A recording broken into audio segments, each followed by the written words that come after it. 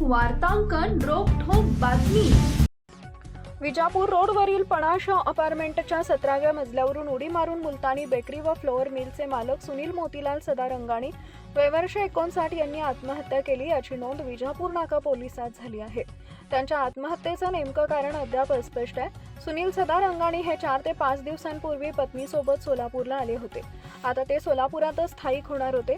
राजकुमार राठी यांचे ते जावई होते। त्यांना 2 मुले असून एक मुलगा अमेरिकेत तर दुसरा पुण्यात व्यवसाय करतो। अमेरिकेतील मुलगा सोलापूरला यायला निघालाय। सदारंगाणी यांच्यावर उद्या शुक्रवारी सायंकाळी 5 वाजता मोदी स्मशानभूमीत अंत्यसंस्कार होणार आहे। खराडी पुढे इथं राहणाऱ्या त्यांच्या मुलास घटनेची माहिती कळवण्यात आली आहे। रात्री उशिरा ते सोलापुरात दाखल झाले होते।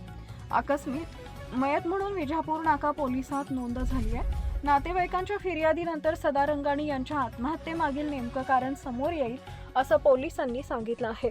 विजयपूर रोडवरील पणाश अपार्टमेंटचे 10 मजले पूर्ण झाले असून 7 मजले अर्धवट स्थितीत आहेत। गुरुवारी दुपारी 3:30च्या सुमारास सदारंगाणी यांनी गाडी पणाश अपार्टमेंटच्या उघड्या गेटमधून आत नेली। गाडी तिथं थांबवून ते अपार्टमेंटच्या शेवटच्या मजल्यावर चढले। आत्महत्येसाठी त्यांनी पणाश अपार्टमेंटच का निवडलं हे अजून गुलदस्त्यात आहे।